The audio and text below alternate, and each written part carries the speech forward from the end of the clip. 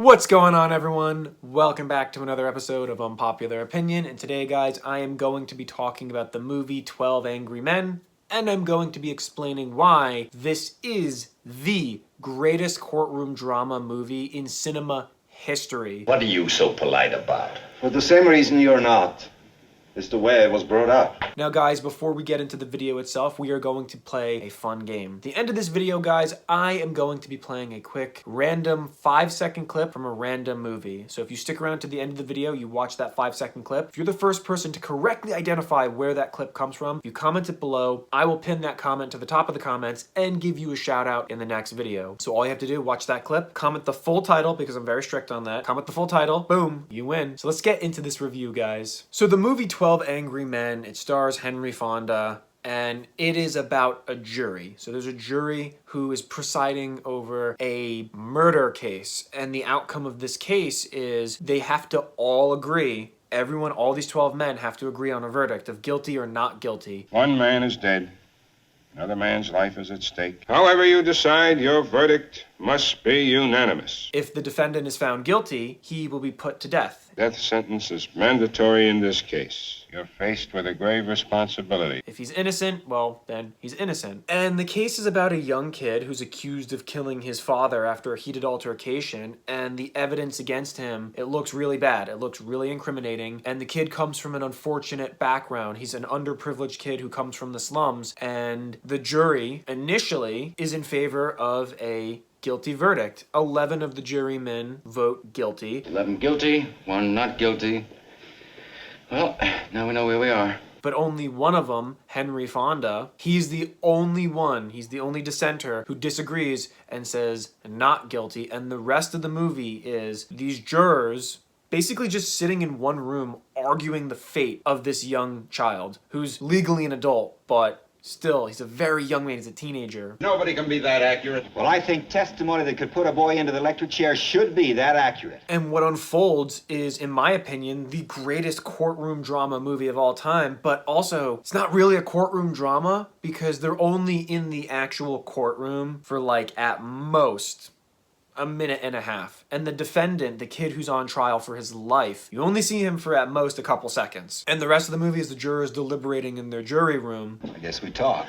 Boy, oh boy. You really think he's innocent? I don't know. Not much of the movie takes place outside of that room. It's got one setting, one set piece for the most part, and it solely relies on the premise, the characters, the performances, and the dialogue. Now, on the surface level, I think a lot of people in my generation would unfortunately say that this would be a boring movie. But it's really not. And honestly, I defy anyone who doesn't like black and white films, who doesn't like older films, older classical movies, to watch this film and tell me you didn't like it. I think that's impossible. The first time I watched it, I was in Boy Scouts when I was really young. We were watching it for some sort of merit badge thing. And when they told me, I was like maybe, I want to say 13 at the time. When they told me the plot, I was like, I don't want to watch this. This sounds lame. And then all of the rambunctious young kids who were like, I kind of want to just play with my pocket knife, or I want to do this, we were enthralled. So I think most people would have the same reaction, and I think the fact that the performances were amazing, the dialogue was super sharp, and the plot is really, really intense overrides the fact that it's in black and white. Most people won't even care after that. So the movie unfolds where juror number 8, played by Henry Fonda, disagrees with the guilty verdict, and it causes a lot of hostility, tension, and escalation in the room where everyone's just kind of belligerent at first, and one by one, through a level head, reasonable arguments, and just basically a non-biased perspective of the situation, he's able to convince the other jurors slowly, little by little, to eventually agree with him. Those 2 witnesses were the entire case for the prosecution. Supposing they're wrong. What do you mean, supposing they're wrong? What's the point of having witnesses at all? But what he has to do to overcome that is incredible. I'd like to change my vote to not guilty. You what? You heard me. It's said in the movie, it's not easy to stand alone, especially when you're in a room full of people who are mad at you for your opinion, in a room full of people who are like, we could leave, we could be out of here, we could be done with this, we have other things going on, and we don't want to be here. You're the only one holding us up. What do you think you're going to accomplish? You're not going to change anybody's mind. So if you want to be stubborn and hang this jury, go ahead. You know, we could be here all night. It's only one night. A boy may die That's a really brave thing to do. That's a very courageous thing to do. And this movie proves that you don't need action or explosions or great special effects or anything to have an interesting movie or an exciting movie, because the excitement comes from the disagreements, the arguments, the philosophies. Excitable? You bet I'm excitable. We're trying to put a guilty man in the chair where he belongs. The different backgrounds of the jurors. The fact of the matter is, we don't even really know the jurors' names. We don't even know the name of the kid who's on trial. We don't know the name of any of the people in the room. We don't even know our protagonist's name until like the last minute of the movie, where two of the main jurors who were in favor of the not guilty verdict, they shared their names at the last minute. Everyone else is just known as their juror number. What's your name? Davis. My name's McCardle. And I really love how the movie shows how, in an ideal setting, in principle, how the court system and justice works in the US. Now, obviously, it's more idealistic, but I do think that there's a virtue in watching this movie as like some sort of civic education, because there's a line that I really love in the movie where Henry Fonda is standing alone, and everyone's like, all right, we're just gonna individually share why we think you're wrong and we're right, why he's guilty, and you should vote guilty with us. Someone says the defense didn't do a good job of mounting a defense and they didn't prove that he was innocent. Nobody proved otherwise. And Henry Fonda quickly snapped back with a level-headed, it doesn't matter because the burden of proof is on the prosecution, not the defendant, and that's in the Constitution, which is true. Nobody has to prove otherwise. The burden of proof's on the prosecution. The defendant doesn't even have to open his mouth. And that's just a wonderful, like, it feels like you're watching a stage play. That's in the Constitution. Because I think at one point it was a teleplay, but it was just transitioned perfectly into a movie. And I also really love how, through the power of persuasion or just really good composure, the evidence that seemed really incriminating against the kid, little by little, just becomes doubtful or questionable, or the reliability of the witnesses and their statements slowly start to be called into question, to where the jurors are like, okay, there might actually be something to this non-guilty verdict. Boy, I don't care what you do. Henry Fonda's character initially said, I don't really know if he's guilty or not, but I don't feel comfortable sending him to die without us really discussing it. But also, I do think there is a possibility that there's coincidences here that don't really align with how things unfolded. So one of the things that he was able to quickly dispel as like concrete evidence was the knife, and this was done really well. So the victim of this crime was killed with a knife, being stabbed in the chest, and it was done by a very unique knife that, you know, the kid bought a knife that looked just like it, and the store owner who testified in court said, I've never seen it, that was the only knife we had in stock, and he bought it, and that's the knife that was used to kill his father, but there were no fingerprints on it. And they were like, you mean to tell me that this one-of-a-kind knife just happened to fall out of his pocket and someone else picked it up and stabbed it? And Henry Fonda's like, well, check this out. And he reveals that he has a knife, a switchblade knife that looks exactly like it. And it just completely dispels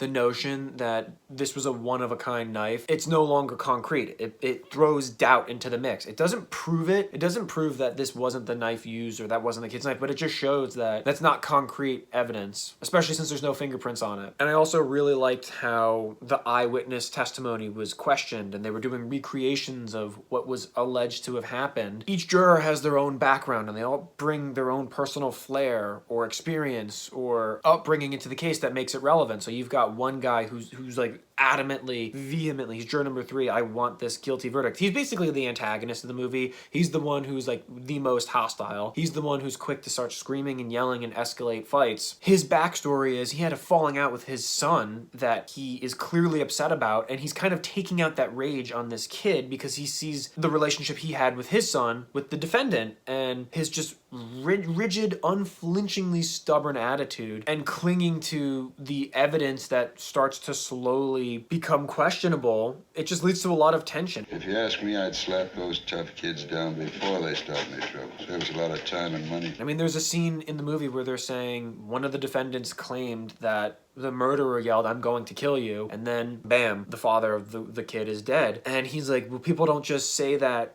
nonchalantly. People don't just say, I'll kill you. If you say it, you mean it. But then a few scenes later, Henry Fonda angers him, and in a fit of anger, he says, I'll kill him. And like, I'm gonna beat him up. And he's like, you don't mean you're gonna kill me. You don't literally mean that. And he's like, oh, I've just eaten my own words.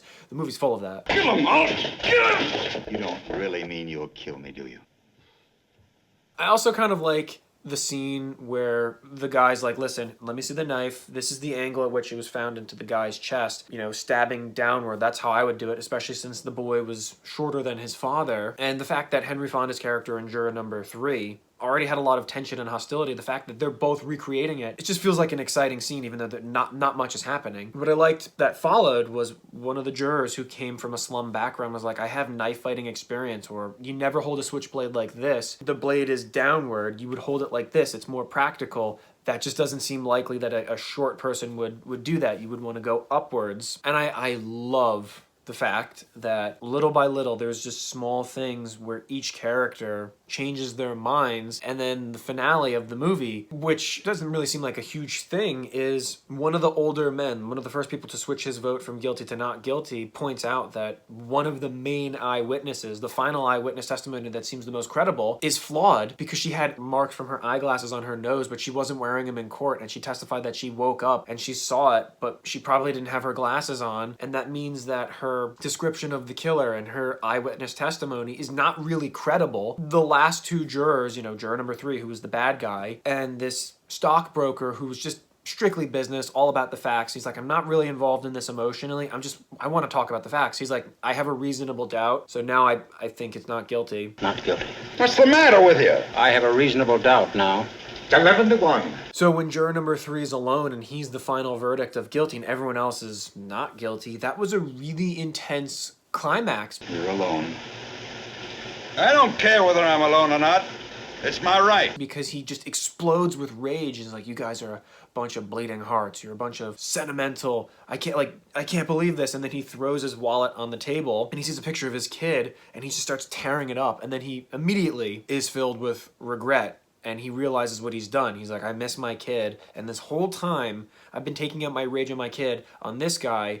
And then he starts to cry and he's like, not guilty. That was a climax of the ages. And it just shows that a little bit of class and dignity and respect and virtue, being a professional, goes a long way. Because this guy was very, very openly hostile. There were other people who were openly hostile too. Fights were going to break out. And Henry Fonda, by just being a level-headed, respectful guy, took control of the situation. And to me, that is truly heroic. I mean, there's different levels of what a movie hero is. You know, there's people like Indiana Jones. There's people like James Bond. And then there's people like this who are idealistic, but in a way that's not impractical, and they're willing to face the crowd. That's not an easy thing to do. There's a lot of people who have social anxiety. There's a lot of people who don't like being disagreeable, and Henry Fonda's character did a really good thing. Supposing you talk us all out of this and kid really did knife his father, huh? So why do I think this is a great courtroom drama? I mean, the fact that it was filmed cinematically in a brilliant way. We only see the defendant for like a couple seconds. It was only in the courtroom for a little bit, and we don't know anything about the characters. We just know about the case, and their personalities come out. What started out as a hostile crowd, Henry Fonda won over. What started out as like a wash, like it's clear this kid's guilty, slowly, little by little, the evidence became less credible to the point where people had reasonable doubts in their mind. And the whole point of court, a criminal court in the US, is you have to be proven guilty beyond a reasonable doubt. And if you have a reasonable doubt, you cannot vote guilty if you have any sort of suspicion, and the burden of proof is on the prosecution. And it played out perfectly in this movie. Now, I know full well in real life some of the things would have caused a mistrial, like Henry Fonda buying his own switchblade knife to prove a point. That's actually, you can't do that, but it made for great cinema. And then that other guy, the other dude who was really hostile, who had this prejudice against people from the slums, that's, I think it's called unconscious bias, or like previous prejudice that would automatically disqualify you from the jury. Either way, it played out brilliantly. And I loved the way it ended. I loved the music. And yeah, that to me, long story really short, or short story really long, because this is a long video, is why I truly believe 12 Angry Men is a brilliant movie. It's one of those films, it proves you don't need action. You don't need hot women. You don't need special effects or anything grand to have a really, really interesting movie, a really exciting movie. I could watch this movie over and over if I really wanted to. So that's why I think 12 Angry Men is the greatest courtroom drama ever. Well, guys, that is all I have for you. That's my opinion on 12 Angry Men. Guys, what did you think? Comment below to let me know. If you agree, share it with me. If you don't, well, Why don't you 12 Angry Men me and convince me why I'm wrong and you're right, and maybe we'll come to a guilty verdict. Either way, guys, I really appreciate you watching this video, but if you came this far, maybe you can do one more favor for me. Please hit the like, please hit the subscribe, and please, please, please follow me on Instagram. I will have that linked in the description below. Believe it or not, one like, one subscribe, one follow, it goes a long way. It really helps me out. It's totally free. I'd appreciate any and all support. And guys, remember that challenge, the 5-second clip from the random movie is coming up. So watch that and try to get yourself shouted out in the next video. And that's all I have for you guys, and I'll see you in the next Unpopular Opinion.